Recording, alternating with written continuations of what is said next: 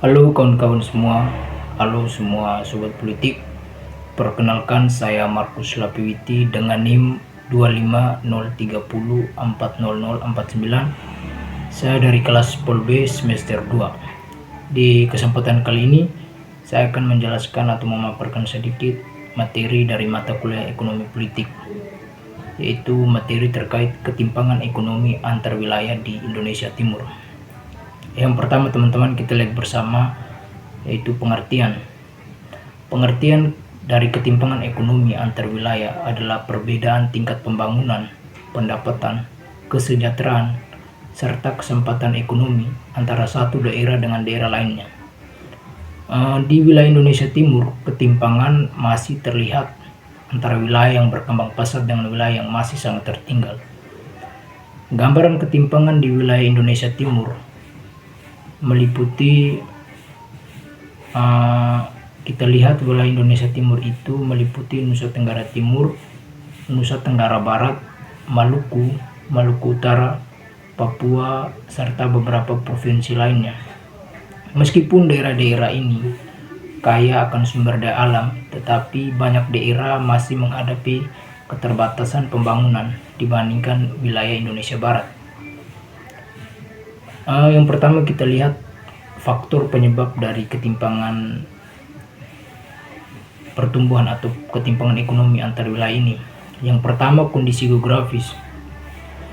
Banyak daerah di Indonesia Timur terdiri atas kepulauan, pegunungan, dan wilayah yang sulit dijangkau, sehingga kondisi ini menyebabkan biaya transportasi dan distribusi barang menjadi lebih mahal. Yang kedua, infrastruktur yang belum merata. Ketersediaan jalan, pelabuhan, bandara, listrik, air bersih, serta internet masih belum merata. Akibatnya, aktivitas ekonomi dan investasi menjadi terhambat atau lambat. Yang ketiga, kualitas sumber daya manusia atau SDM. Tingkat pendidikan dan keterampilan tenaga kerja di beberapa daerah di wilayah Indonesia Timur masih relatif rendah, sehingga mempengaruhi produktivitas masyarakat dan daya saing ekonomi itu rendah. Yang keempat itu konsentrasi investasi. Sebagian besar investasi nasional masih terkonsentrasi atau terpusat di wilayah Indonesia Barat, terutama di Jakarta dan Pulau Jawa, sehingga pertumbuhan ekonomi di Indonesia Timur itu berjalan lebih lambat.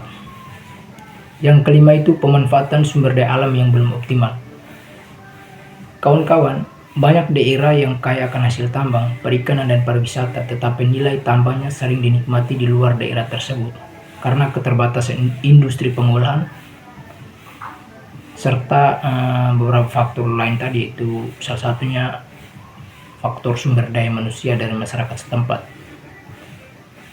Banyak daerah yang kaya akan hasil tambang, tetapi angka kemiskinan di daerah tersebut tinggi.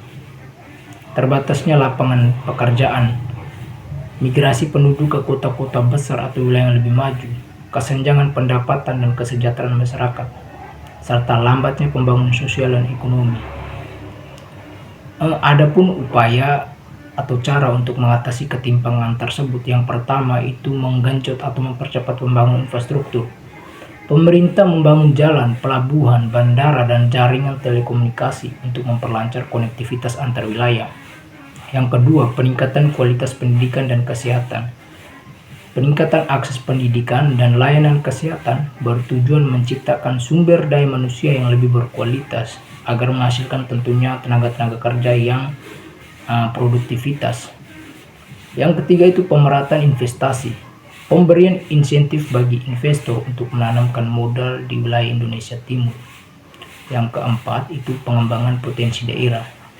Pemanfaatan sektor unggulan seperti perikanan, pertanian, peternakan, pariwisata, serta industri kreatif sesuai dengan karakteristik masing-masing daerah.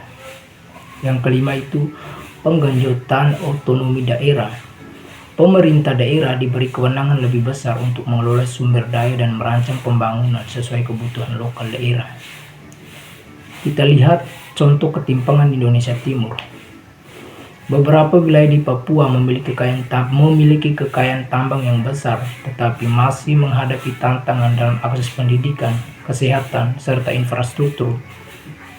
Kupang berkembang sebagai pusat ekonomi di NTT, namun banyak daerah pedalaman dan pulau-pulau kecil di provinsi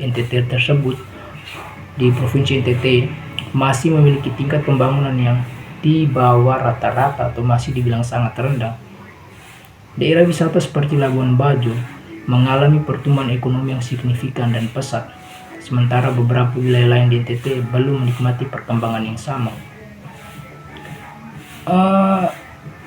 Di akhir penjelasan materi ini kawan-kawan, saya mau menarik benang merah atau kesimpulan singkat terkait materi yang telah saya paparkan, yaitu ketimpangan ekonomi antar wilayah di Indonesia Timur disebabkan oleh faktor geografis, keterbatasan, kualitas sumber daya manusia, dan distribusi investasi yang belum merata.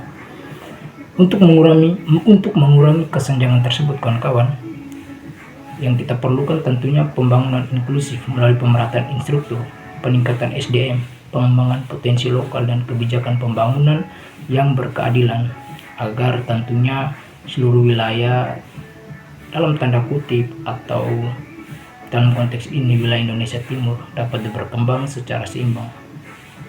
Mungkin itu saja yang bisa saya jelaskan di kesempatan kali ini. Saya harap materi yang saya paparkan mungkin bisa sedikit menambah wawasan pada teman-teman dan juga saya sendiri. Saya berharap besar agar materi yang saya berikan ini tidak menjadi atau tidak habis di sini saja, tetapi bisa menjadi bahan pembelajaran untuk kita semua hari ini dan di waktu-waktu selanjutnya. Oke, demikian. Saya Markus Leviti pamit undur diri. Salam.